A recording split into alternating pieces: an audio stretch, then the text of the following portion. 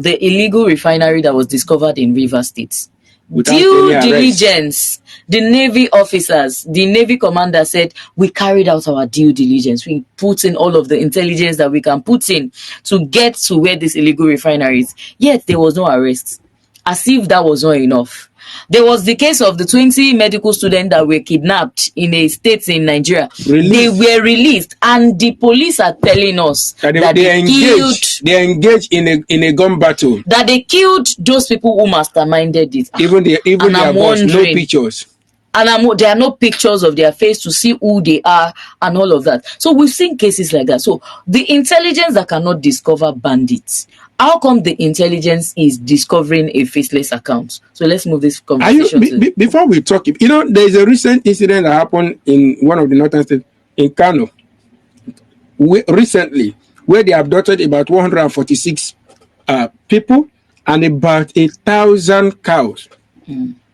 Now, of course, we know that it is not easy to move one cow into any truck. Just imagine. So it means they did not move those cows via truck. Of course, they moved them either by rustling and all that. Now, the thing is, we have the capacity to take care of insecurity in Nigeria.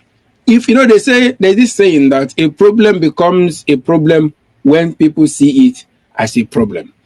I want to quote Mr. President. He said, and I quote, that insecurity in Nigeria is an imported evil, and nothing imports itself.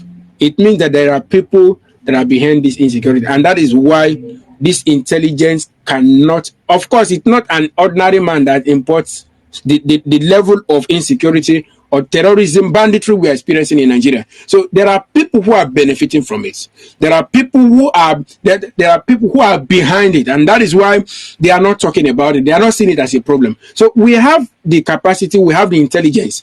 Of course, we see how they deploy, they go against or go after anything that is trying to expose them, anything that is trying to review what they are doing. They use all manner of intelligence to discover the person. So it means that from what has played out, the police force has what it takes to discover if truly the banditry we are experiencing in Nigeria is from ordinary people, is from people that are not in power.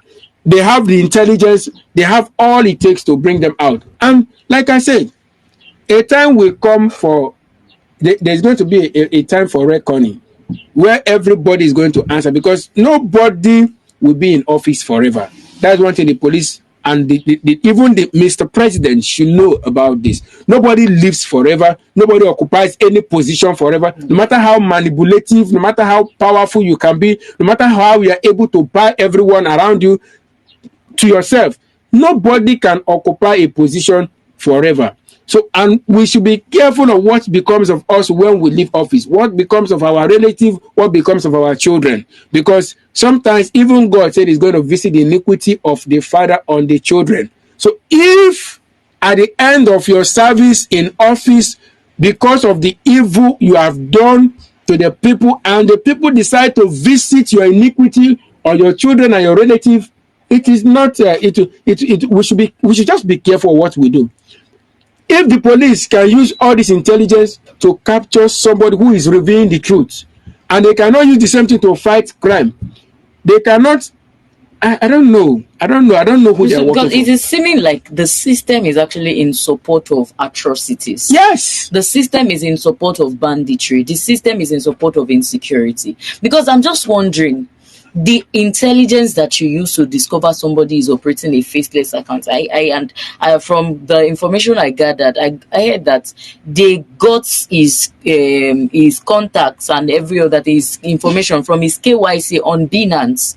That was how they got to know where he is, because definitely somebody who is doing such a thing will be making use of VPN that will not show it too much of his exact location and all of that. So, and it is I'm just wondering the number of persons that has given this guy access to information, people that they are not hard-hearted enough to tell the truth, and these people have leaked some of the secrets to him because they know that he could do it. I'm just concerned about their well-being. I'm just watching out for them. I hope that they are doing something to ensure that they are safe out there, because we see that the government that is handling this case right now, they do not care who goes down. As they don't, as long as you are against them, you go down. You are an enemy. As long as you are not in support of them, you are an enemy. I mean, the supposed classified information, I'm just looking at They are not spelling it out. They are not spelling it out. If somebody like this had not shown us what this classified information is, we won't have an iota of truth. Now, I want us to take this conversation to how this guy was treated. From some of the reports I gathered, he was not allowed access to eating, to drinking for days. And I heard again that they will soon transfer him from the FCID camp that he is to another place entirely. And I'm sure that the torture will be much more than where he was before. Now, I'm just looking at it that it is still a case of classified information. You know, it is unlike our leaders will do, some of our security officers will do, that they would come outside to come and give us information as regards to the how the situation is unfolding. They give us information back to back. But in this case, nobody is giving us feedback. So it is looking like his case has been settled, that the next thing that we want to do is to just pass judgment on this guy. So how will you speak as regards to how this guy is being treated currently, and also he will be transferred soon, and also his faith on the long run, and what is expected of Nigerians to do, because currently it is Pidom Nigeria. Okay. It could be anybody out there. It could be anybody watching us. It could be you. It could be I. It could be anybody at all, as long as you are saying the truth. If they could come for Adeola Fayeun because she's released a lawmaker's salary, if the lawmakers could say that they should go and look for her wherever she is and find her out, who knows who is next? So I want to hear your take on how he's being treated and the expectations of Nigerians as at now. Before you go ahead again, because I want to buttress with NLC. My NLC member said if the NLC president is arrested, they will declare a nationwide shutdown. So how do you expect Nigerians to react to this? This is one of our own. He is a voice for the vulnerable in Nigeria. Well, I would take it from what I said earlier, that beginning from this mode of capture is unconstitutional. His actual capture is unlawful, all right, down to how he has been treated. As a matter of fact, his continuous stay in detention, if actually he has committed a crime, is actually unlawful. Because if he has committed a crime, judging from in court, and for him not to have been taken to court means there is nothing to defend. Now, these people are not coming out to tell us what this guy have done. You know, leakage of, I find it difficult to remember this accusation leveled against him. Leakage of classified information is not an offense. I don't know what they are talking about classified. They are not. To me, I feel that there is nothing to talk about the way he has been treated, because even from his arrest is all wrong. It's all unconstitutional. So what we should be talking about is what Nigerians should do to ensure that this guy is safe and comes out alive. Now, if Nigerians, are voicing out, could lead to them coming out to say he was arrested, because we know he was not arrested. If that move could lead to Nigerian police coming out to say they arrested him, I believe if they push further, it will lead to his release. What I want to say is that over time, we've seen that Nigerians, using the S handles, using other platforms to voice out, has always put these people in check, because they know that the whole world is watching. So I want to believe that Nigerians should continue. This guy is an activist, right? And if there is need, I already appreciate the effort of Songore and so many other people who are involved in this matter. I believe Nigeria should come out more.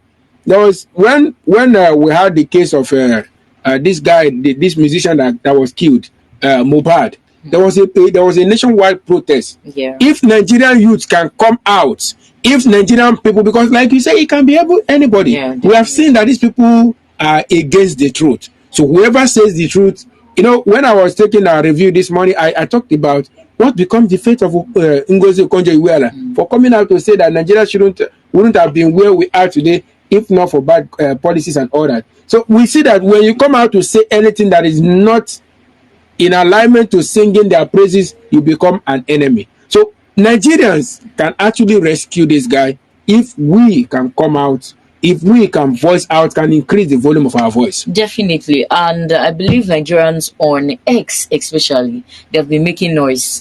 I mean, on my timeline right now, before you scroll through 2 or 3 posts, you're already hearing, you're seeing hashtag free Pidom now, as you see a lot of hashtag talking about him being freed. And I believe that the same way Soyinka was freed was the same way Pidom Nigeria has to be freed. So Nigerians can actually raise that notion. And X now can actually make that voice louder.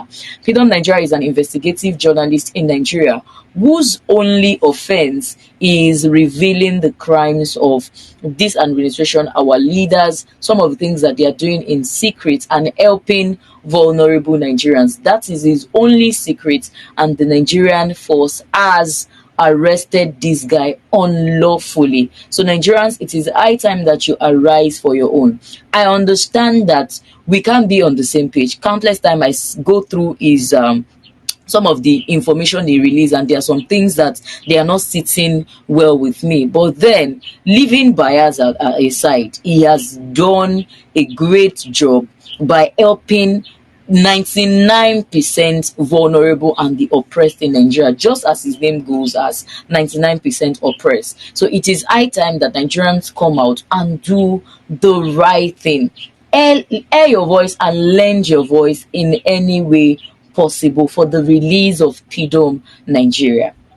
On this note, this is all that we'll be taking on the media news right here at Prime Media TV. But before we leave the studio, we would like that you follow us on all our social media platforms. On Facebook, we're Prime Media TV. On Instagram and TikTok, we're Prime Media Studios. On the website where you're currently watching us, we're Engine Speak. And you can do all to follow us on YouTube at Prime Media TV. I am Ayo. Until I come your way again tomorrow on the media news, do have a great day.